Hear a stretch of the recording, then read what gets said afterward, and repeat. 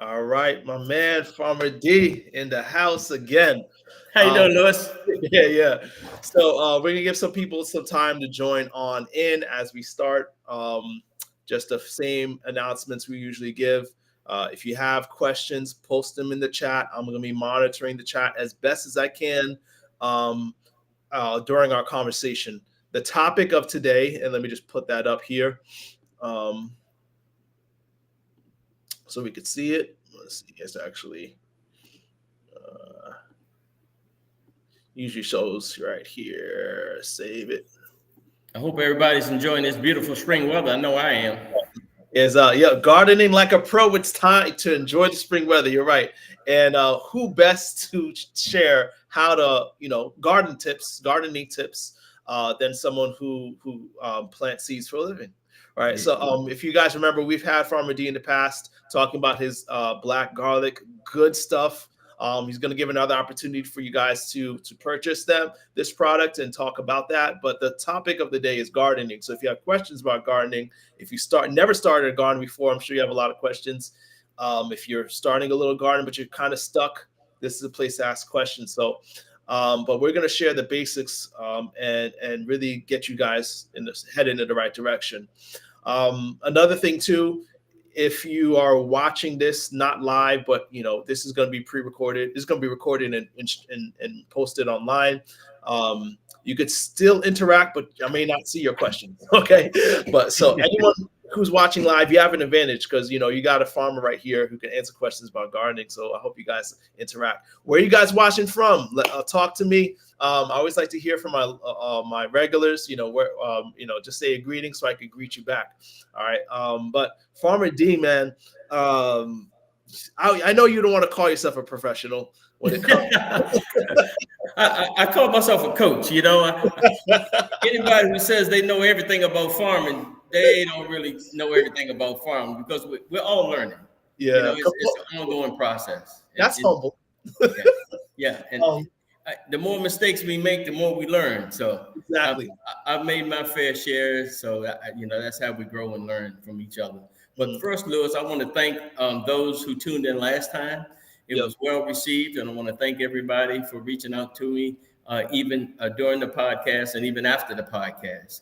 Mm, I've heard from people from all over the United States, which I was really surprised. I had someone contact me from as far as Hawaii. So, and they're 7 hours, 7 hours behind us. But I just want to thank everybody for tuning in, and we'll try to do the best we can to answer your questions and give you some helpful tips. But I just wanted to thank everybody yeah. for the support. And also, I'd like to contact Lewis and give us some ideas on topics for the next podcast. Yes. I want this to be your podcast, not my podcast. So give us some tips or some topics that you'd like for us to try to talk about next time around. Yeah, we always like to. I mean, obviously, you're a wealth of knowledge, man. So I like to have people on that are passionate and knowledgeable. You got both, man. So I just thank you for sharing your time. So Joan, thanks for greeting us from Boston. We got Boy on the Boy 2.0. All right, so you guys go ahead and share a greeting with us. Let us know we're not alone. But yeah, can you tell us, man? Obviously, we got to start from the beginning when you're starting in a garden. I know there's a lot of places where people start off wrong, right? Mhm. And you've made mistakes, and we want to help people not to make those same mistakes. I made them before, and I guarantee you I'll make them some more. So I'm guessing we start with the groundwork, right?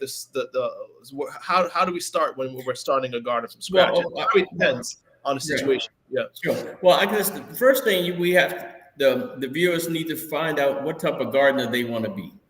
Okay. And it depends on where they live. If you live in townhouses or apartments or condominiums, or you live in a single family home, or you have acreage, obviously, and that would determine your style of gardening. If you live in a townhouse or you live in an apartment or condominium, then obviously you're not going to be planting in the ground. You're going to be planting in containers or pots, but if you live in single family homes, you might be doing raised beds or in a smaller area. But you could also, they have these growing towers for those of you who who don't have places to grow outside. And the towers that they have now are basic state of the art. You could grow your herbs, you can grow small vegetables in these towers, and it's all inclusive. You know, it has the watering system, and they even have some of them where you can actually do your own composting within the tower to help feed the plants that you're actually growing in the tower. So, you know, I advise the growers, the viewers to go to, you know, Google and just Google inside towers, and you would see the host of different styles that they have. So like I know nothing about gardening, man. That's why I really love this topic. Gardening towers. I'm trying to Google it now to see what it looks like, and look when I Google it right now, I do see what you're talking about. I've seen. Is it like a pole system? Right, Where it's a system. Right, it's like it's a tower. So it's yeah, a some of them are plastic, and you can build them. And you have a little pocket where you can okay, put some herbs in, and you can put another pocket. You put some dirt and herbs, and or tomatoes, or you know different. Obviously, you can don't be growing watermelon or anything large, yeah. but for based on your space that you have or available, then that's basically your best option. So gardening towers, and you don't have any preference of type of gardening tower. Anywhere you could find that selling at Amazon would be good enough. Right, because again, they range from $30 up to $500 or $600. So it all depends on, yeah, you have to pick your poison. Okay, okay. And I'm sure there's probably some people who, you know, they don't live in an apartment. They just rather might decide they want to use it anyway, right, inside their house. I guess you Well, can yeah, use or in the wintertime, right? You know, because obviously you can't grow stuff outside in the wintertime. You can use that a alternative, or you can grow your microgreens in there, something on a small scale. You know, okay, but if you live in a townhouse, you could do some, some pots on your deck. It's an option. Or if you live in the townhouse, you can do some stuff outside in your flower bed. You can plant a tomato plant or pepper plant or something like that. You know, and I've actually seen people that do, you know, squash plants outside too, you know, right in front of the house. So any place you could put a bush or, you know, a small shrubbery, you could grow some vegetables. yeah, yeah. Yeah. Um, any other gardening styles that we got to consider? Because, like you said, you know, first question is what kind of style you want. Right. First, what do you have available to you? Where Okay, your space to garden, and then once you determine that, you have to decide what type of soil you have. okay, Okay, so if you live in the country, you could have a soil that is real clay, uh, a lot of clay, or you could have a soil that's really sandy, or a soil that could be really wet. So depending on your soil would be depending on the soil amendments that you would actually put into the soil. You know, yeah, and not all soils are the same. And you might have a clay soil, and I might have a clay soil, but the nutrients in that are different than yours and than mine. So what I suggest to people is to get a soil test. You okay, contact your local college and get a soil test. You know, you might need more organic material. You might need more phosphorus. You could need more nitrogen, and it all depends. And once you get that soil test back, it'll tell you exactly your soil amendments that you need to input into your soil. That's the best way. So you said local, like university will be a good Yeah, start. universities. Well, here in Virginia, you know, we have Virginia Tech, but you Yeah, know, major universities, not your community colleges, but you know, okay. your major I would have universities. never thought of that. Yeah, That is yeah, smart. they could definitely point you in the right direction, or again, they might do it themselves. Okay, But that's the main thing. And then I would start off with something easy, like a tomato plant or a pepper plant. You know, those are fairly easy. And then when you plant tomato plants, and I just happen to have one here. If you got a couple, yeah, what I tell people is that a tomato plant, you should plant it very deep. Okay, and this is one that I just took out of a cell, and I'm going to plant this one tomorrow. But I will tell people to pick off the bottom leaves, pick those off and throw them away. okay. Because Why is that? because what you want to bury this plant all the way up to the neck, all the way. And what that does is that wherever this stem touches dirt, more roots will come out. So the more roots you have, the stronger your plant, the healthier your plant, and the more it will produce. So the deeper you put it in the ground, the more roots it will have, especially with the tomato plant. The deeper you go, the better. But you want to put it all the way up as far as you can get it. But you want to make sure that the leaves are not touching the ground, because then the plant will be more susceptible to disease.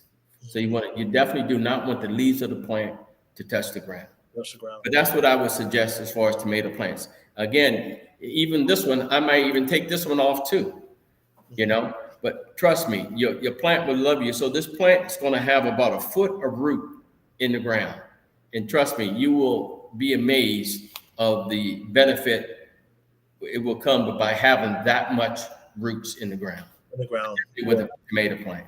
That makes a lot of sense. And it will grow. It will definitely grow. And I've seen people that, for example, if you don't stake the tomato plant and the tomato plant just falls because it's so heavy with fruit, if this touches the ground, you'll start to see roots just coming off the side of it. So you're doing the same thing, but you actually burn it in the ground. Okay. But that's a really good, helpful tip for tomatoes. So tomatoes, right, as deep as possible, and make sure the leaves do not touch the ground. Okay. And also, if you see any damaged leaves, any brown-looking leaves, any leaves with spots on them, take those off, because that shows that the plant is being stressed, and you don't want that to be passed to the other plants. Personally, some people say just put it in the compost pile. But me personally, if you put it in the compost pile, you might infect your compost pile. So I either put it in a burn pit or just put it in the trash bag. Then don't need it. Okay. Two questions on that. So I want to back up to the soil first, and then ask you maybe what other good starter plants. So what if I want to really make sure my soil is rich? Whether or not I tested it, what are you doing to enrich the soil? Well, I would put a lot of organic material in. That's one thing.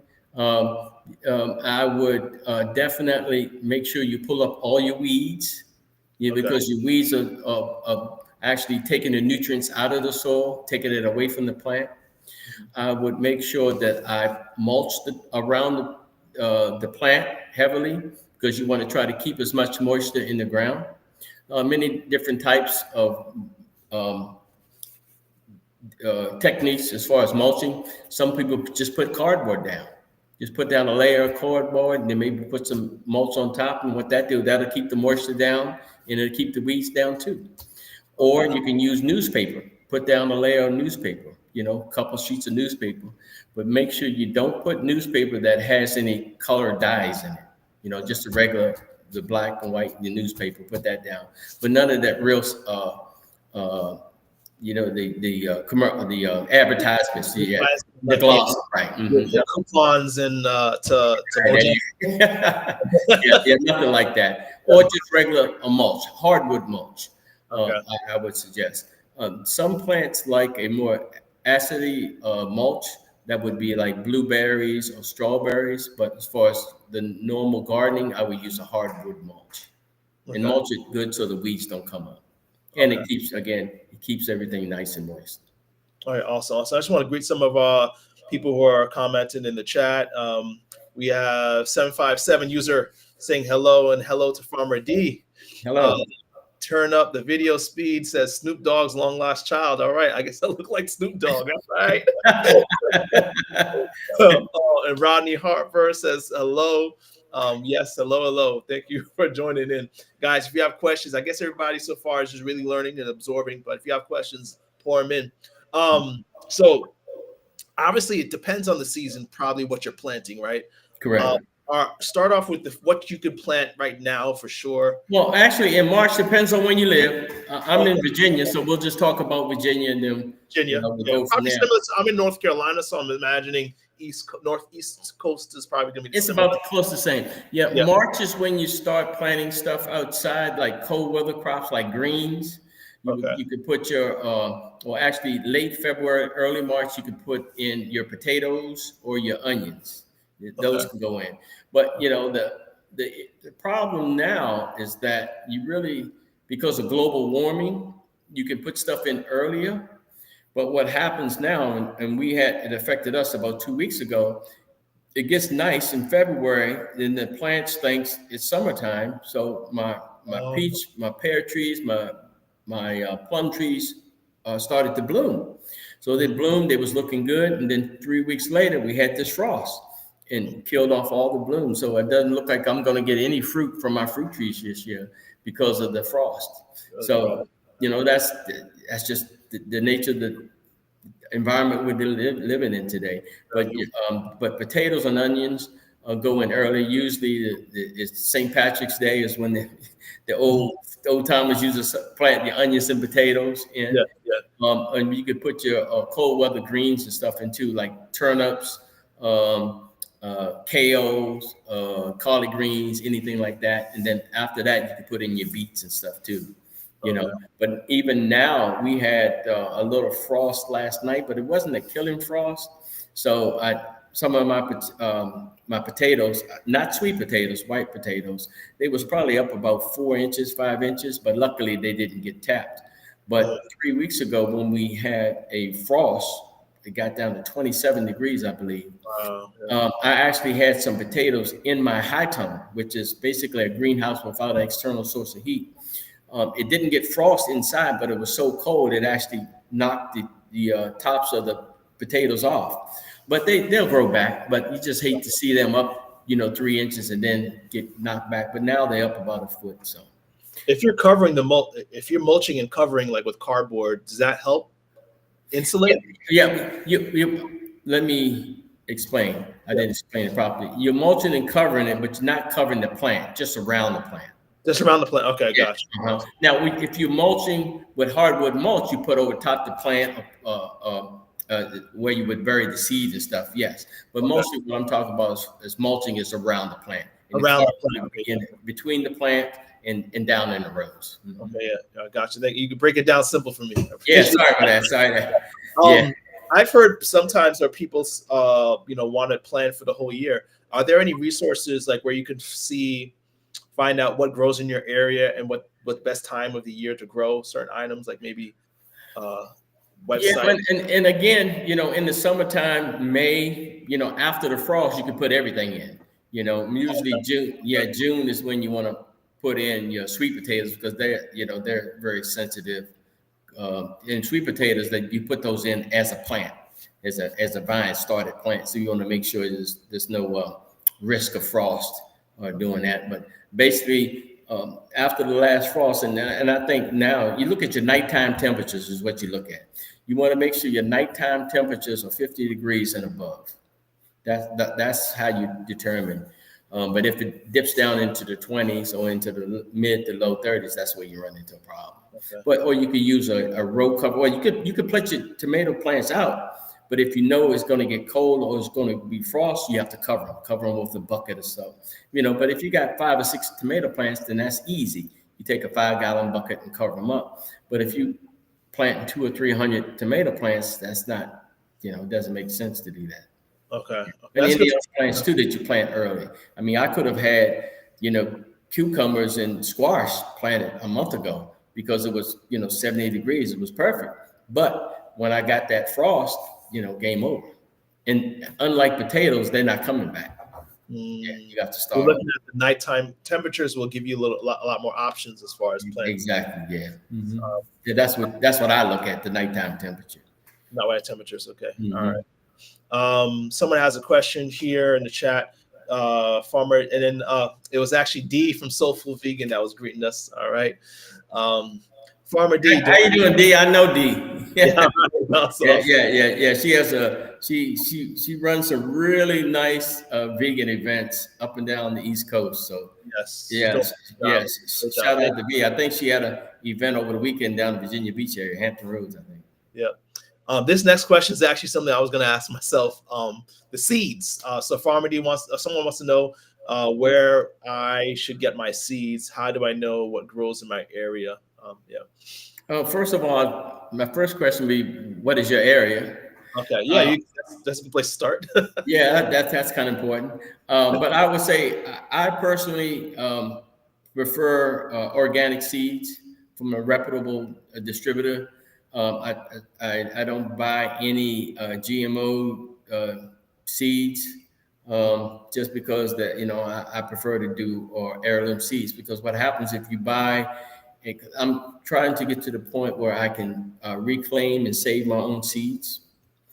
Um, so if you buy seeds that have been GMO'd or modified, you don't know what what the plant seeds are going to be later. For example, it could be mixed with anything.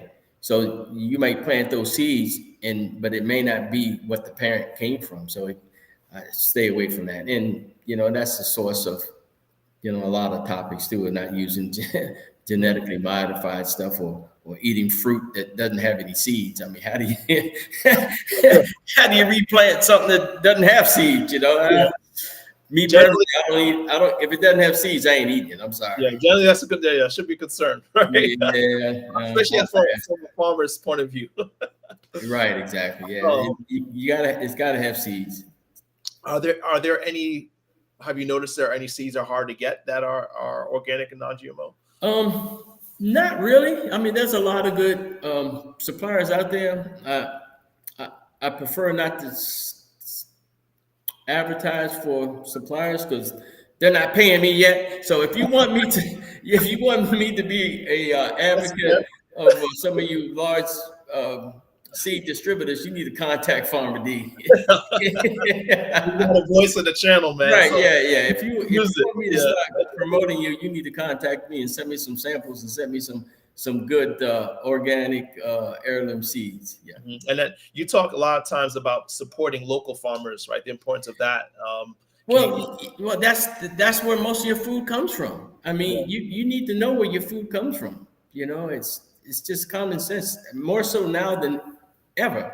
Regardless of what side of the aisle you're on. I mean, when you start getting rid of agencies that are actually monitoring the health of our foods, then that tells you that soon will not have no idea where it comes from, Yeah. or the standards or the farming practices that they have used.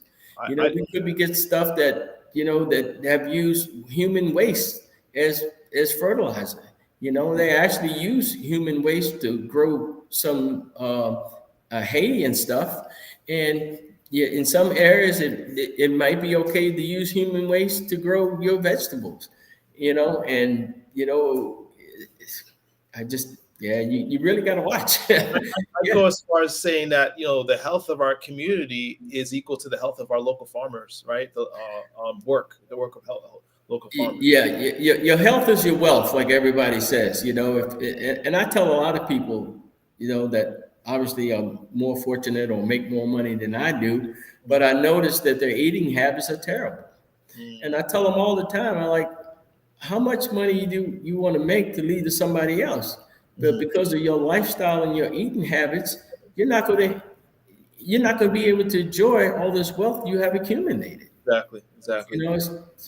But that's their choice. But I try to coach people and try to lead them in the right direction, just like you, as far as curing people from having diabetes. But it is curable. Yeah, It is, and it all stems for our diet.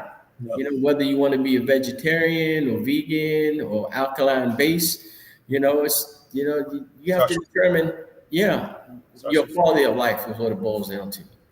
We do have a question, but before I address the question, can you tell us if I really want to make sure my local farmers are thriving? You have any things that we as a community can do to support our local farmers? Well, find out, first of all, contact them, find out where they sell their produce. Some of them may have farmers markets, some of them may have produce stands, at their farm or down their road, or they could be wholesale distributors or some smaller, outlets and stores. You could probably go to, depending on what state you're in, there might be a directory of the farmers in your area. I know Virginia has a directory that they just printed out. And they just last week, they printed out 300,000 copies, and they mailed them through 5 different counties. I think it was Culpeper, Orange. Fauquier County, Madison, and Rappahannock County. Okay. And they sent that out, and it has many of the local farmers in it. And I think you have a copy of that, Lewis. Yeah, we can show that actually. And Sonia actually has a question. Do you? She wants to know, Farmer D, if you set up and sell at farmers markets yourself. I don't, because I have a couple wholesale distributors that I've sold to. Okay. I'm just so busy doing a million other things right now. I don't. Okay. But I do some small events because of D has a couple of vegan events we have been doing. Yeah. Yeah. But as of right now, I just have so much other things on my plate that I don't. I think this is the article, right?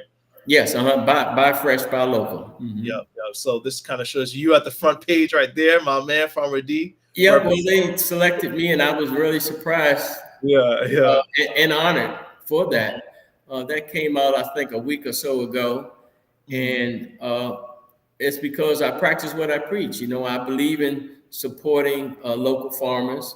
I believe in the need for local farmers because you need to know where your food comes from. And of course, Lewis will give you guys a link to that. But you know, and know your farmer. You know, because your local farmers actually invest in the community. Yeah. Versus some of these large farmers that are could be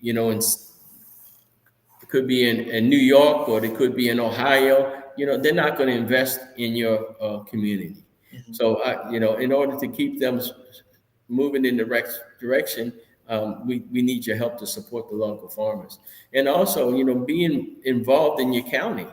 I know people are involved in the national elections, but the ones that really affect you all day, every day is your local ones. Your board of supervisors, your planning commissions. You need to be involved. Because they probably, a lot of places are trying to put in large subdivisions or even data centers.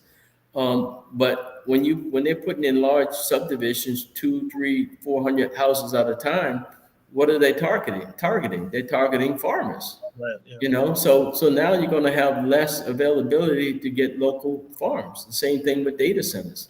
The same thing. That they're targeting local farmers. So that's what I would be involved in your local chamber of commerce as well, and get to know your officials, because those are the ones that are affecting you all day, every day. Yeah. I never thought of that. Good stuff. Roger Williams says Buy Fresh, Buy Local is actually published in many states, listing local producers. So that let's guys look at. I think the website they actually have. Let me share that too. Is here buyfreshbuylocal.org. So you guys, you want to look that up, you could find local farmers near you. So look that up for sure. Buy Fresh, Buy Local. Let me go ahead and put it in the chat, so anyone watching can even just click on it right there. So while we're showing that, let's go ahead and show off your website and your product, man. Black garlic, something I've tried and tested, and it's good. Really good stuff. I think a lot of people don't know about, and they need to. But this is, let me see, Farmer D's farm right here. And you're doing amazing work here, man. Talk to us about your product. Yeah, well, thank you. This is a product that we grow. We grow all the garlics ourselves. We age black garlic. For those of you who don't know about black garlic, go to my website, www.farmer-d.com, and it tells you all the health benefits as far as the black garlic, and it tells you all the characteristics of black garlic. It's aged. It takes many months to age it. It's no longer going to be strong like garlic that you're used to. You're no longer going to have that strong, pungent taste or coming out of the pores of your skin.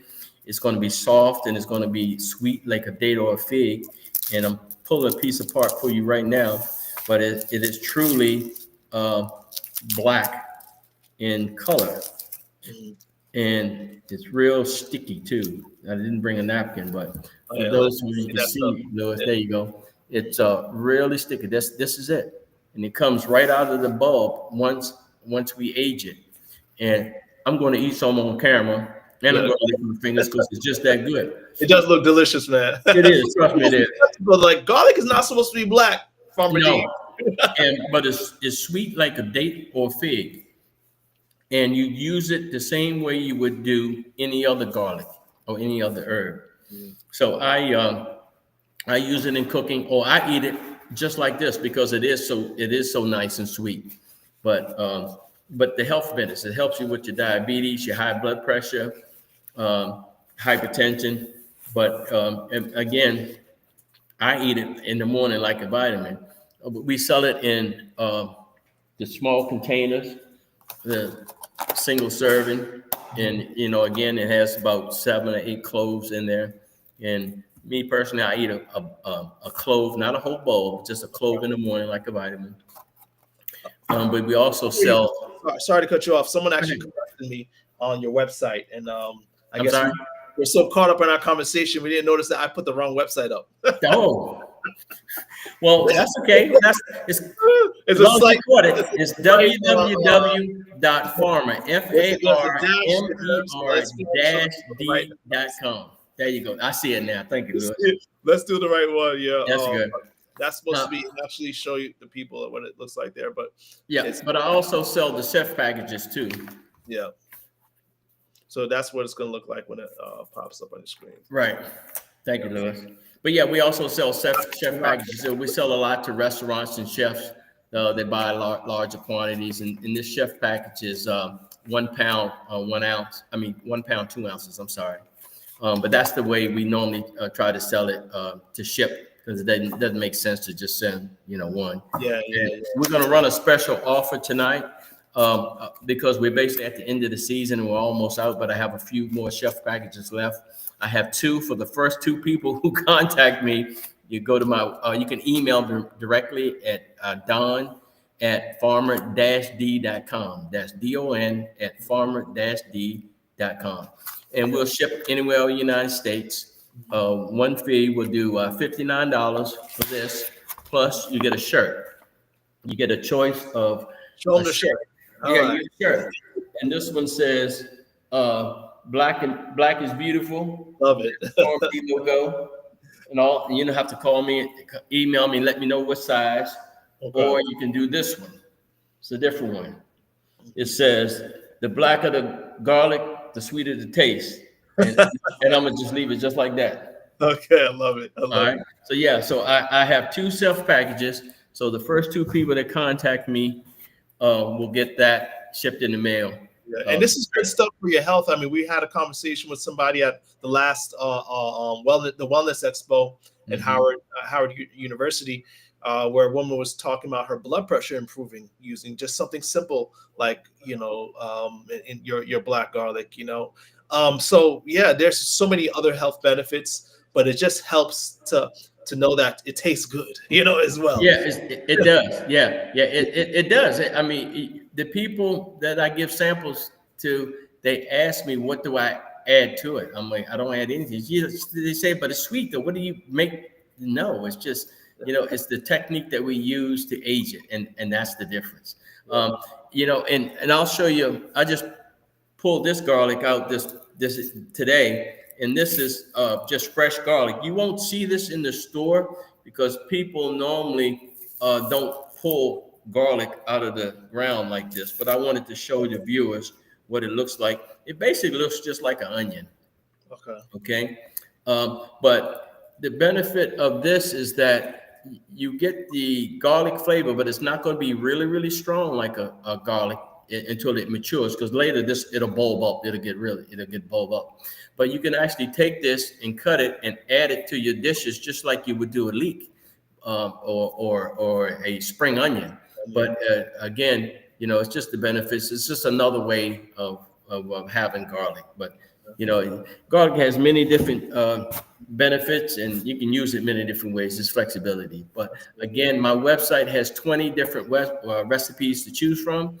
One of them is black chocolate chip cookies with black garlic. Another stir fry with black garlic. But go to the website Yeah. and you'll see a variety of choices. Or email me or send me some photos when you make a dish with it. I would love for that. And on my website, if you go to the bottom, you'll be able to see our link to Instagram as well as Facebook. That's it. So scan the QR code, look at the website, check the comment section. We posted it there. Good stuff, my man. Thank you so much for sharing. So if I have any follow-up questions, I know people might, who are watching this, might have more follow-up questions. I'll shoot them to you. But I'm sure you're also open to questions if people, want to email you and ask questions. Yeah, yeah. Email me Don at farmer-d.com. I'd like to bring a special guest, Lewis, if you don't mind, next time with me. Yeah, Uh, let's do it. yeah. This person, she uses a lot of Farmer D's organic vegetables in her making vitamins. So it's really unique, and I really like her product. But we're not going to tell the viewers who this person is, but we'll make them go to your site. And on that site, you'll put a link to who this person is. That'll be our special guest next time. Okay, awesome. Yeah. So, we have these lives every Monday at 7 p.m. If you're not following, wherever you're watching right now, if you're watching on Facebook or YouTube, go ahead and hit the subscribe button so you can get updates, and we'll let you know when next time Farmer D is on with a special guest. Okay. Yeah. So we always like having you on, man. We love it. We love your product. You're doing great work out there. I want to encourage you to, I know it's hard for sure. Sometimes maybe it doesn't feel rewarding, but you're changing lives, man.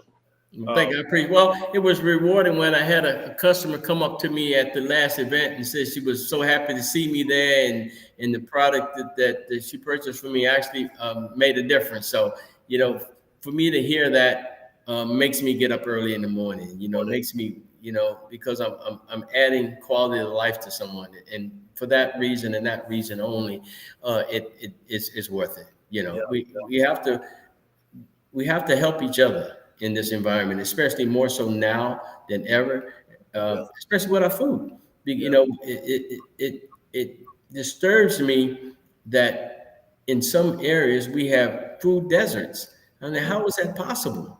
And we have some of these food deserts actually in the country. I'm like, there's land everywhere. You could plant your cucumber, you could plant a squash plant.